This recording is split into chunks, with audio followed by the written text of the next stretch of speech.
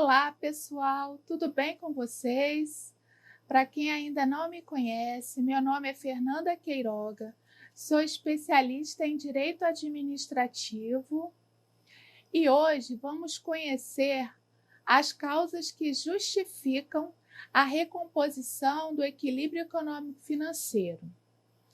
A ideia hoje é apresentar as causas que motivam o pedido de reequilíbrio econômico-financeiro para que a gente possa verificar se os requisitos estão presentes nessas causas. E por que é importante conhecer as causas? Porque, conhecendo as causas e seus pressupostos, navegamos com maior tranquilidade na análise do pedido de reequilíbrio. E sem mais delongas, bora para o vídeo. Pessoal, antes de mais nada, qual é a ideia do reequilíbrio econômico-financeiro de um contrato administrativo? A ideia, ela surge para manter o equilíbrio conquistado no momento da contratação, como também para proteger a própria administração, Por quê? Porque ela, lá na licitação, ela vai atingir o seu objetivo, que é a contratação com menor preço. Ou seja, ela contrata com menor preço. E para o contratado? Para o contratado, ele tem uma segurança, porque se acontecer algum fato imprevisível, a sua contraprestação, ela será revista pela manutenção do equilíbrio inicialmente contratado. A ideia também é para garantir, que não haja o enriquecimento ilícito das partes. Que partes? A empresa contratada e a administração pública. Essa manutenção do equilíbrio, ela está prevista no artigo 37, inciso 21 da nossa Constituição, como também na Lei 8666, que ela disciplinou, a matéria lá na linha D de dado do inciso 2 do artigo 65. Entretanto, pessoal, aqui no Brasil, geralmente, encontramos uma interpretação equivocada do princípio desse equilíbrio, Por quê? Porque eles entendem que isso seria uma forma de melhorar as condições do contrato para as empresas contratadas, o que elas fazem? Elas pretendem, então, a majoração contratual indevida. Por que indevida? Porque você não tem equação do equilíbrio, Você não tem ela desbalanceada. E por quê? Por que isso acontece? Porque se uma empresa contratada apresentou uma proposta inviável e inexequível financeiramente, a fim de obter êxito na licitação, a cláusula do equilíbrio econômico-financeiro, ela não pode ser invocada para a obtenção de melhoria financeira. Nós temos que ter em mente que o equilíbrio econômico-financeiro, ele não significa que a empresa contratada ela vai recuperar o prejuízo ou buscar uma situação ainda mais vantajosa. Marçal Justem Filho, ele resume essa situação dizendo que o restabelecimento da equação econômica financeira depende de uma concretização de um evento posterior à formulação da proposta, identificável como causa do agravamento da posição do particular. Para ele, não basta a simples insuficiência da remuneração. Por quê? Porque não se caracteriza, rompimento do equilíbrio econômico-financeiro quando a proposta do particular era inexequível. A tutela, a equação econômico-financeira, ela não visa que o particular, que o licitante, ele formule proposta exageradamente baixa e, após vitorioso da licitação, venha pleitear a elevação dessa remuneração. Exige-se, portanto, que a elevação dos encargos não derive de conduta culpável, né? Imputável a quem? A empresa contratada. Se os encargos se tornaram mais elevados porque o contratado atuou mal, ele não vai fazer jus à alteração dessa remuneração. Então, é preciso conhecer as causas que podem dar ensejo ao pedido de reequilíbrio. Por quê? Porque, aparentemente, a empresa contratada ela pode ter direito ao reequilíbrio, porém deve estar caracterizados um dos requisitos para a sua concessão. Pessoal, para a gente falar das causas que justificam o pedido de reequilíbrio econômico-financeiro, nós precisamos, antes de mais nada, situar de qual alha estamos falando. O pedido de reequilíbrio, ele se encontra no mundo das alhas. Alha, em apertada síntese, é risco. E por que vamos falar disso? Porque não tem como falar do reequilíbrio econômico-financeiro sem falar em alhas.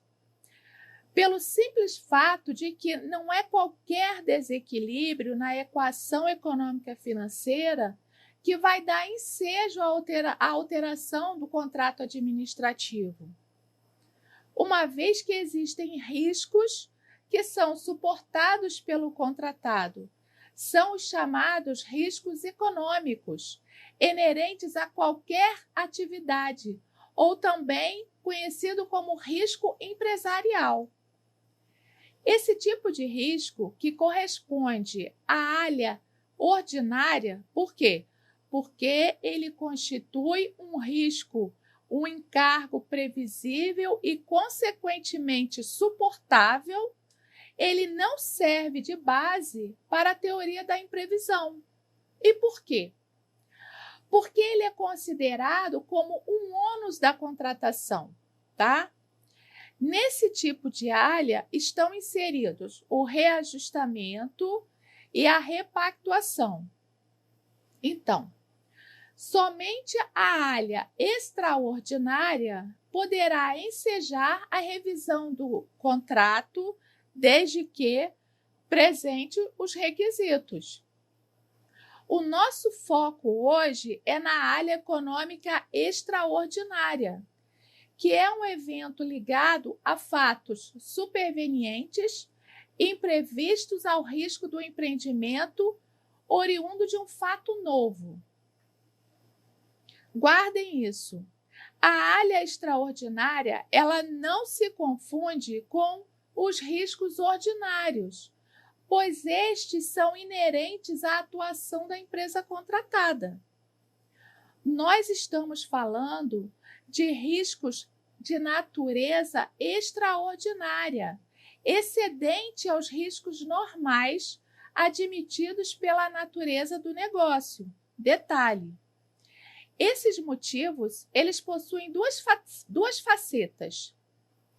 Tanto podem majorar o contrato, no caso de onerar o contrato em favor das empresas, né? Ou podem sofrer uma minoração no caso de desonerar o contrato. Vamos conhecer as causas que podem justificar o pedido de reequilíbrio econômico-financeiro. Temos o fato impeditivo à execução do contrato, que pode ser exemplificado por falta de pagamento, de acordo com o Acordo 65/2004 do Tribunal de Contas da União. Segundo esse acórdão, a ausência de pagamentos em contrato de obras compromete o equilíbrio econômico-financeiro da execução contratual.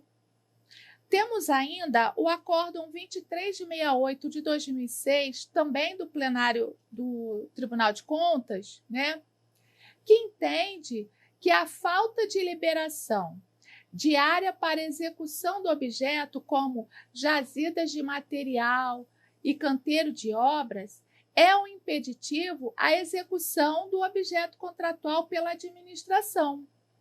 Então, em situações em que a administração é causadora do fato retardador ou impeditivo à execução do contrato, e que venham, atenção, que esse é o pulo do gato, e que venham a onerar o contrato para a empresa contratada, ele tem que onerar, é devida à recomposição.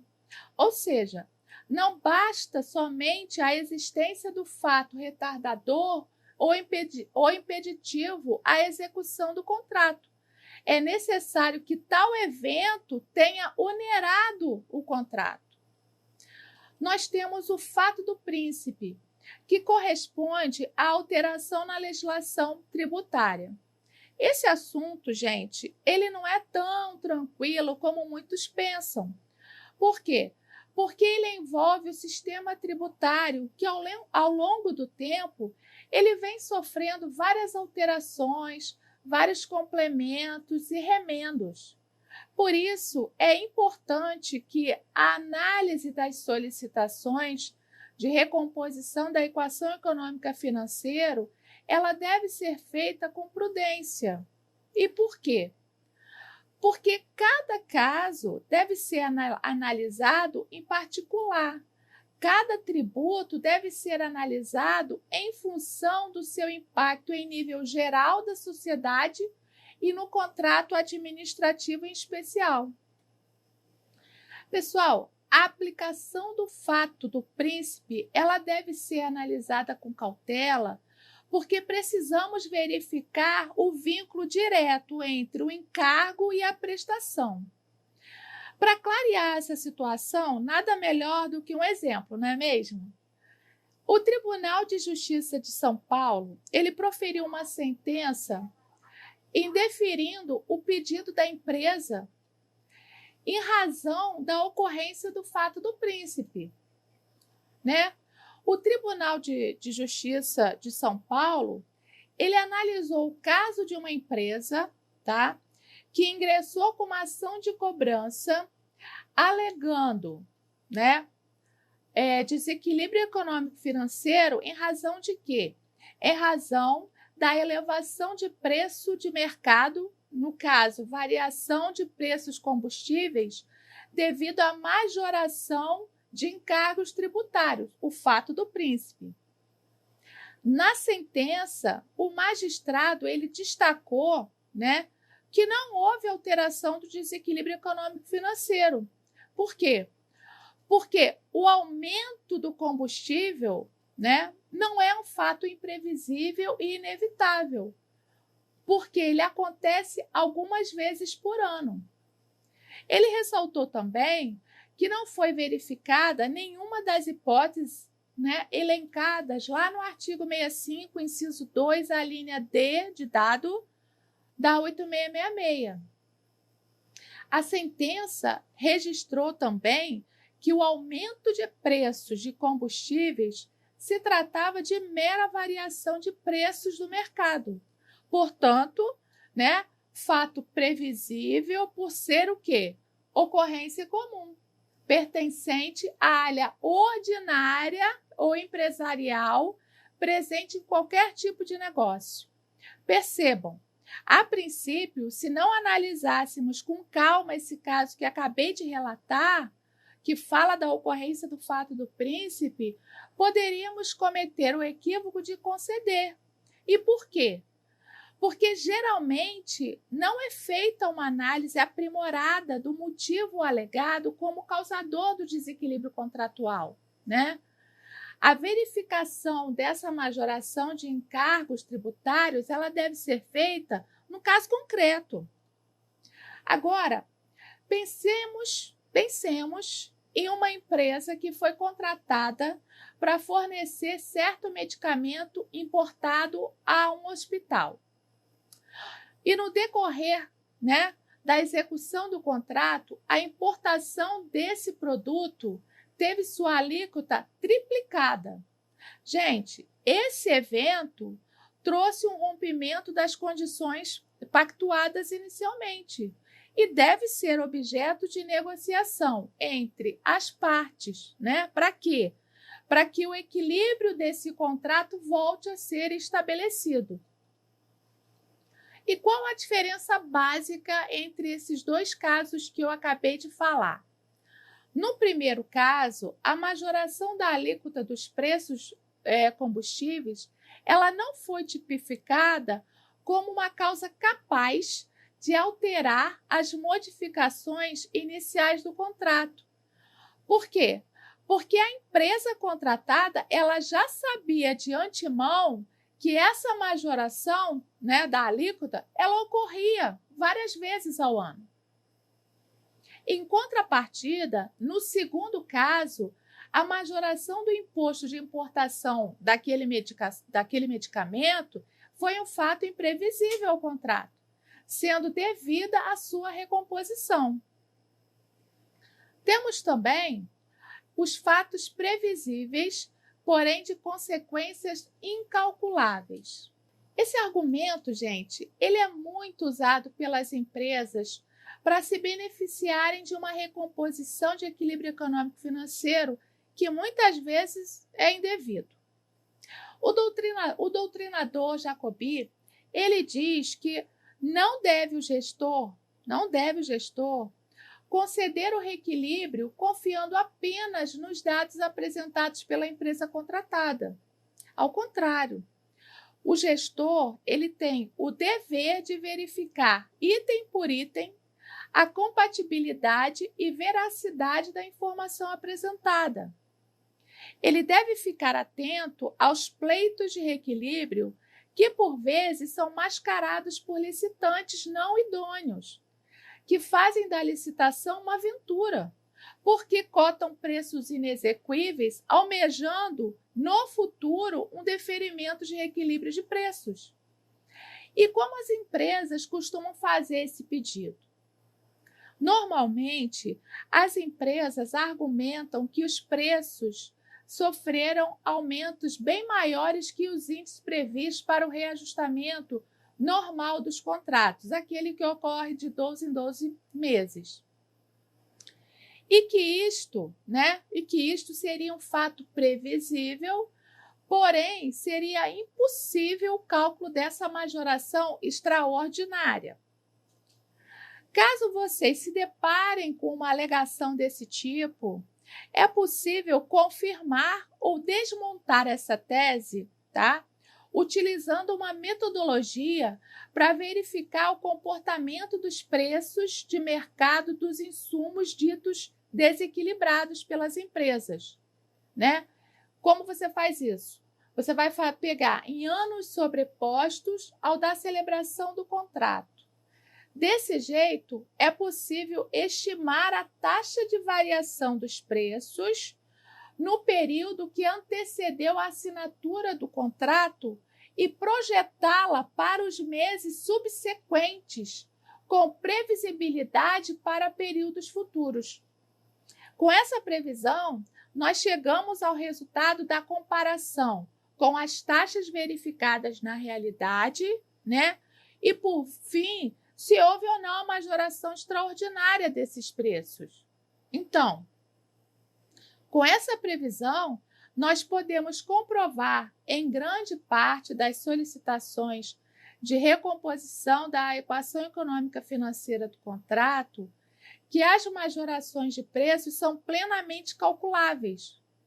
Cabe ao gestor verificar se as majorações de preços alegadas pela empresa elas foram capazes de desequilibrar seu contrato à época da apresentação da proposta. Por quê? Porque o desequilíbrio nos insumos não significa por si só um desequilíbrio na equação econômica financeira. Pode haver um desequilíbrio, mas não necessariamente nas respectivas composições de custos unitários. É possível ter desequilíbrio no preço dos insumos, mas não nos preços dos serviços, tá? Temos também, né, as interferências imprevistas, que são causas que, embora não estejam elencadas explicitamente no rol do artigo 65, inciso 2, a linha D de dado da 8666, elas são aceitas pela doutrina como capazes de romper o equilíbrio econômico-financeiro do contrato. Eli Lopes Meireles dizia que a interferência imprevista é uma ocorrência material não cogitada pelas partes na celebração do contrato, mas elas surgem na sua execução, de modo surpreendente e excepcional, dificultando e onerando extraordinariamente o prosseguimento e a conclusão da obra. O que caracteriza a interferência e a diferencia das demais superveniências é a descoberta de obstáculos materiais, naturais ou artificiais depois de iniciada a execução do contrato, tá?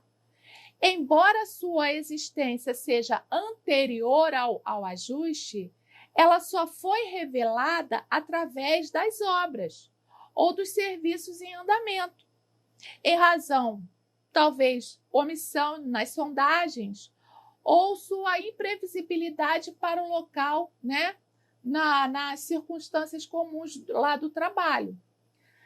Um exemplo disso, né, foi o chamado mergulhão de Niterói. Niterói é cidade vizinha do município do Rio de Janeiro. O projeto inicial feito pela prefeitura, ele não contemplava o estudo do solo. E somente após o início das obras, né, foi descoberto, né, que no lugar aonde iria passar a pista havia um rio subterrâneo e várias rochas. Nesse caso, foi necessário demolir tudo que já tinha sido feito, para se reconstruir tudo de novo.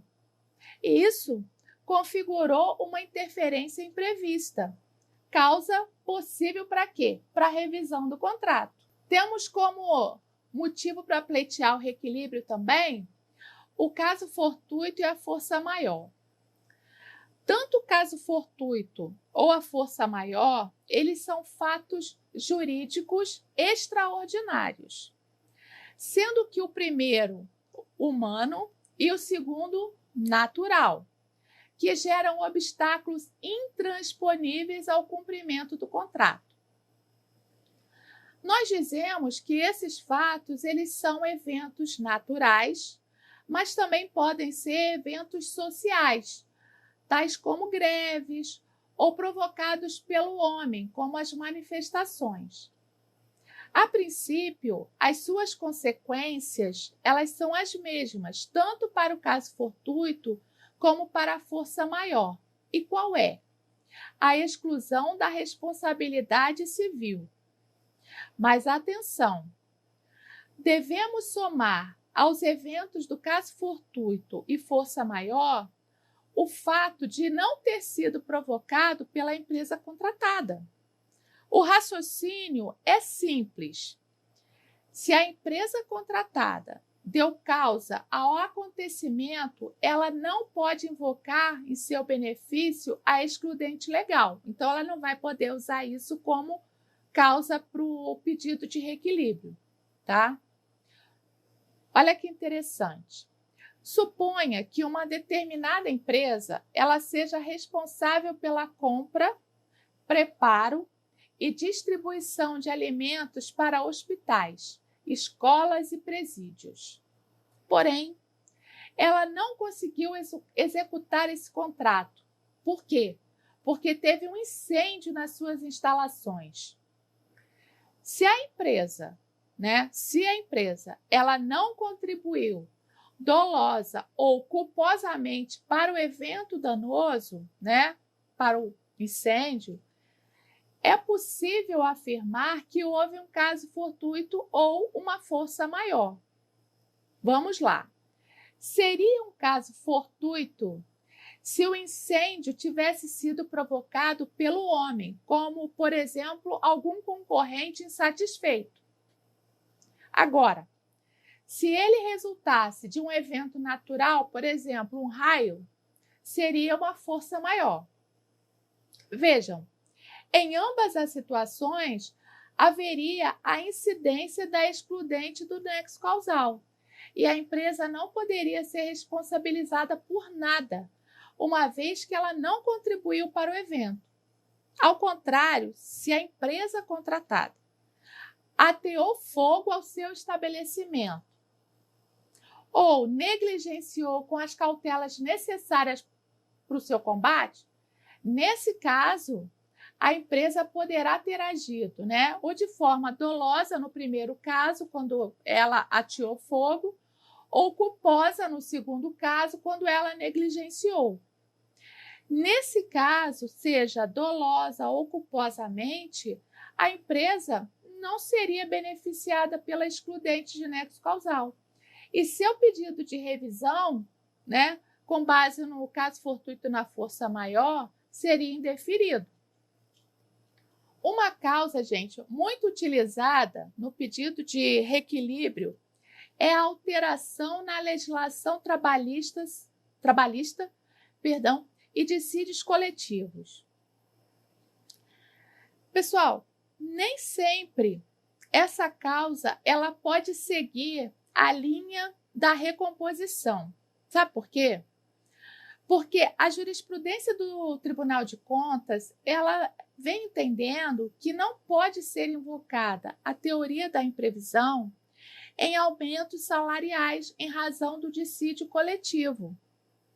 A Corte de Contas, no Acórdão 1563 de 2004, plenário, destacou que o aumento dos custos de mão de obra decorrentes da database, das categorias profissionais, se trata de mero reajuste provocado pela inflação. A esse acréscimo de custos, as regras são a do reajuste de contrato, que fixa um prazo anual para a realização de cada novo reajustamento. Apesar, gente, desse acórdão que eu mencionei se referir à prestação de serviços continuados, não há outra interpretação para os contratos de obras públicas, porque a mão de obra já estaria prevista nos índices ordinários de reajustamento. Temos ainda a manifestação do Superior Tribunal de Justiça, que entendeu que o aumento salarial oriundo do dissídio coletivo não configura a área extraordinária, de forma a permitir a revisão de contratos administrativos. Por quê? Porque o dissídio anual, o dissídio coletivo anual, ele é um evento ordinário a ser previsto pela empresa contratada lá na licitação, quando ela formula a sua proposta. Outra causa igualmente muito utilizada nos pedidos é a majoração de preços já cobertos pela cláusula de reajustamento contratual. As empresas, elas costumam utilizar essa situação na hipótese de recomposição da equação econômica financeira, a fim de buscarem maiores lucros no empreendimento, Por isso, nós temos que ser cautelosos na análise do pedido de reequilíbrio. E por quê? Porque nas obras públicas, com prazo de execução superior a 12 meses, consta lá no contrato a cláusula de reajustamento automático de preços. Geralmente, esse reajuste ele é baseado em algum índice. Por exemplo, o Índice Nacional da Construção Civil, o INCC, da Fundação Getúlio Vargas. A Fundação Getúlio Vargas, ela calcula seus índices de preços baseados numa determinada cesta de produtos. Sua variação mede, a variação média dos produtos dos preços dessa cesta. O INCC, ele mede a evolução mensal de custos de construções a partir da média dos índices de 12 regiões metropolitanas. Para cada região, O INCC ele é calculado com base em uma amostra de custos de insumos, materiais, serviços e mão de obra, com representatividade para a indústria da construção civil. O INCC ele se desdobra em 2 subíndices. Índice da mão de obra, que é composto por 64 itens, e índice de materiais, que é composto por 659 itens. Acontece que as empresas contratadas, quando ocorre qualquer aumento de preços, tá? Em especial em itens mais relevantes da planilha de preços, a gente tem o chamado a curva ABC. Então, nós temos nessa curva, o mais relevante é o que estão englobados na classe A, tá bom? Aí, o que as empresas fazem? De imediato, elas elaboram petições com várias planilhas, quadros e cotação de preços, na tentativa de quê? De demonstrar um desequilíbrio econômico-financeiro. Lógico, essa pretensão de recomposição, ela é independente do reajuste ordinário, aquele previsto, né, para acontecer no contrato após 12 meses. Porém, pessoal, essa simples majoração de alguns itens contratuais, né, ela não tem o condão de sustentar um pedido de recomposição. E por quê? Porque esses preços eles já fazem parte da cesta de produtos com que a Fundação Getúlio Vargas calcula seus índices, incluídos no reajuste anual previsto no contrato. Um exemplo prático dessa situação, né, ocorreu num contrato administrativo de obras referente à segunda etapa do edifício sede do Ministério Público do Distrito Federal e Territórios, onde a empresa contratada ela solicitou a recomposição com base na majoração de alguns itens contratuais e seu pedido foi negado pela administração. Por quê? Porque já fazia parte do reajuste anual do contrato. Outras justificativas igualmente apresentadas pelas empresas para elas se beneficiarem de reajustes não devidos, né, que também se encaixam nos reajustes já previstos no contrato, são os casos de aquecimento significativo no setor de construção civil, que leva à escassez de materiais essenciais à construção, né? Lógico, isso ocorrendo após a apresentação das propostas. Por quê? Porque eles alegam que isso causou um aumento demasiado em certos materiais a ponto de desequilibrar seu contrato. Gente, se houve a majoração, né? Se houve uma majoração de preços, não há motivo para a gente acreditar que esses aumentos eles não foram captados pelos índices de reajustamento. Eu trago para vocês um exemplo bem fresquinho, onde a empresa ingressou com pedido de recomposição, alegando que, devido à pandemia, os insumos dos materiais de construção civil aumentaram demasiadamente. Essa empresa ela apenas juntou as matérias de jornais para justificar o seu pedido, sem quaisquer comprovações do prejuízo ao contrato.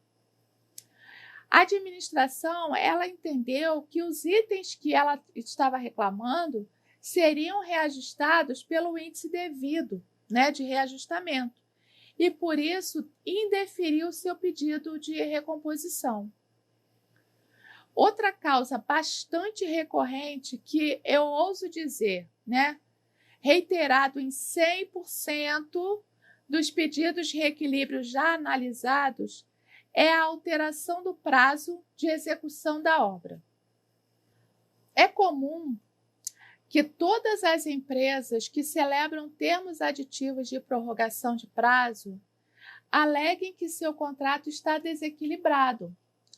Elas entendem que a prorrogação por si só garante o reequilíbrio econômico-financeiro, mas não se pode analisar um pedido de reequilíbrio dessa forma, porque temos que examinar as situações em que ocorreram essas prorrogações. Há certas circunstâncias, situações, que a alteração do prazo de execução, ou seja, o aumento do prazo da obra, por vezes ele vai acarretar a elaboração de aditamentos contratuais, mas não necessariamente é uma regra. Por quê? Porque cada caso deve ser examinado separadamente. Vamos ver algumas situações? Alteração de projeto ou especificações técnicas. A simples alteração de projetos ou especificação técnica não implica necessariamente em nenhum aumento de prazo para o contratado, no que diz respeito ao prazo de execução, a não ser que seja uma alteração tão significativa a ponto de alterar a tecnologia a ser utilizada, bem mais complexa do que a prevista originalmente. O que temos que observar? Temos que observar se essa alteração de projeto ou especificação técnica tenha impactado no caminho crítico do cronograma da obra. Por quê? Porque, caso aumente o prazo, deverão ser recompostos os custos advindos dessa prorrogação. Em tese e em regra, essa situação ela não vai levar a uma majoração contratual. Só uma observação, relativa ao caminho crítico. O caminho crítico ele indica as atividades que devem ser monitoradas com maior cuidado, porque representam o risco de não se concluir o cronograma previsto. Temos também alteração fundamental nas condições de execução do contrato. Uma alteração fundamental na execução pode ser tanto para piorar as circunstâncias de execução, que poderia levar a uma prorrogação do prazo e a uma tendência de majoração de preços por aumentar os custos fixos, quanto para amenizar as condições da execução, que levaria para uma situação de maior facilidade de execução, podendo, até provocar uma diminuição do prazo contratual e, consequentemente, a uma redução dos custos fixos. Temos também a interdição ou diminuição do ritmo de trabalho pela administração. Nesse caso, dificilmente não haverá uma majoração de preços em função da manutenção dos custos fixos implementados pela empresa durante o período de prorrogação. Essa situação ela é comum, nos casos de indisponibilidade orçamentária, em que um projeto está previsto no plano plurianual, porém, pode ocorrer um descompasso orçamentário na lei orçamentária anual, Temos também aumento das quantidades previstas no contrato. Caso este aumento de quantitativos ele seja executado em atividades fora do caminho crítico, não há que se falar em prorrogação de prazo contratual, nem mesmo de aumento do custo fixo. Caso contrário, se esse aumento de serviço ele não puder ser realizado paralelamente a outras etapas de serviço, aumentando assim o prazo calculado no caminho crítico, a tendência é haver um aumento do custo fixo. Temos também a omissão ou atraso de providências por parte da administração.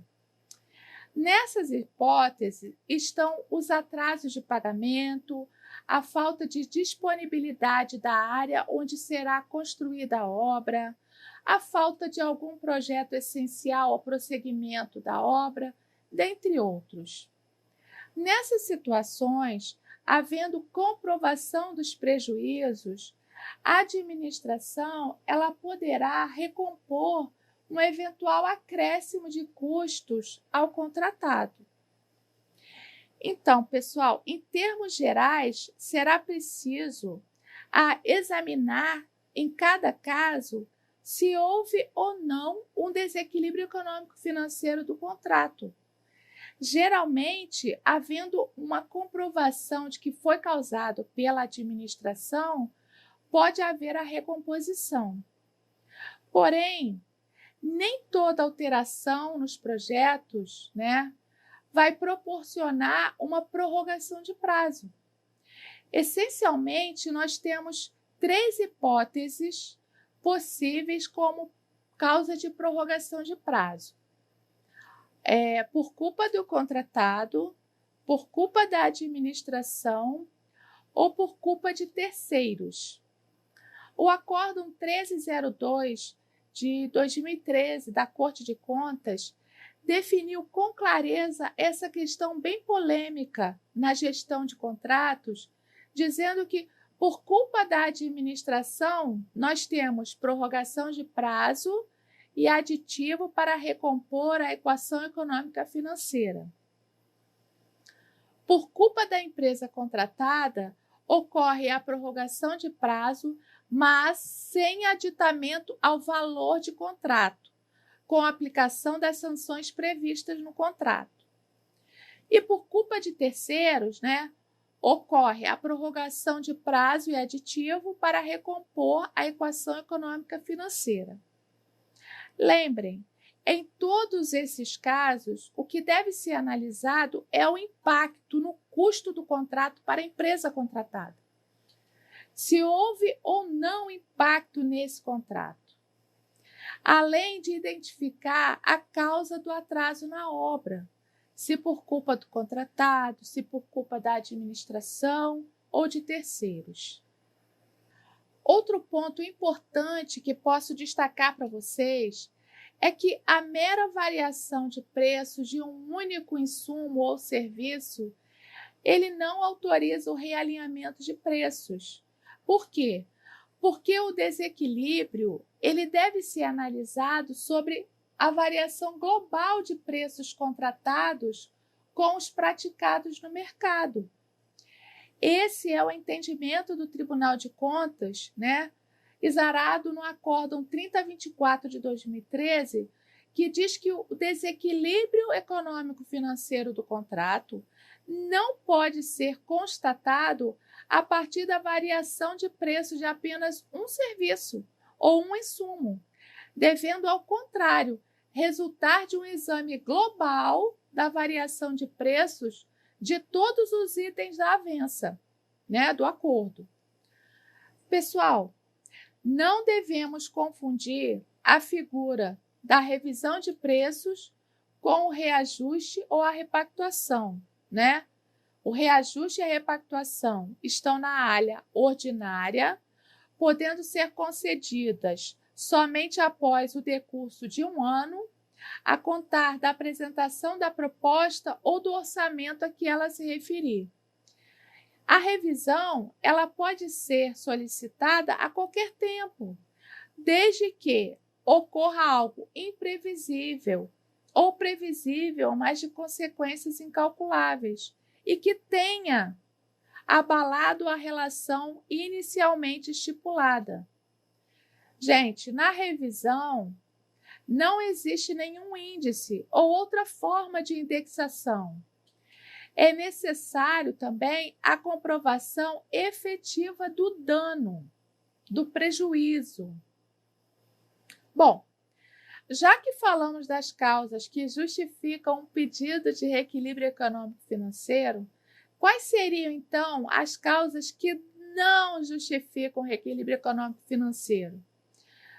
Seriam a ausência de elevação dos encargos do particular, A ocorrência do evento antes da formulação das propostas, claro, excetuando aquela questão trazida por Eli Lopes Meireles, da imprevisão, né?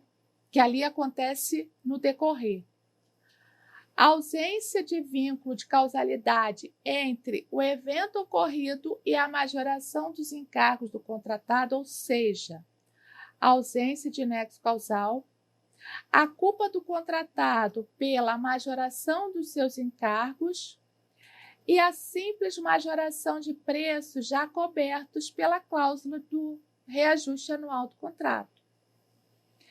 Pessoal, hoje falamos das causas que podem justificar a revisão dos contratos compreendida na área extraordinária econômica. O que temos que ter em mente é que a revisão acarreta a ocorrência, né, de um fato extraordinário e superveniente que desequilibra excessivamente a relação de equivalência entre os encargos do contratado e a sua remuneração, a ponto de conferir o direito a ele a esse restabelecimento, né, que foi firmado lá no início da relação contratual. Lembrando, as causas elas devem estar atreladas à aplicação da teoria da imprevisão, já que essa teoria ela autoriza a revisão do preço do contrato quando as condições e circunstâncias da época em que foi celebrado o ajuste não mais existirem.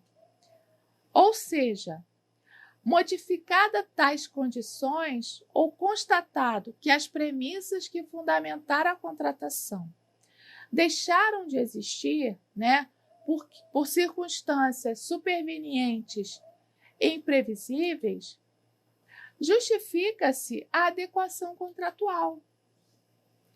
Por outro lado, se as causas apresentadas não configurarem tal circunstância superveniente, né, a empresa contratada ela não vai ter direito à recomposição do equilíbrio econômico-financeiro. Entenderam? Então, pessoal, por hoje é só. Muito obrigada a todos pela participação. Até o nosso próximo vídeo. Fiquem na paz de Deus. Uma boa noite.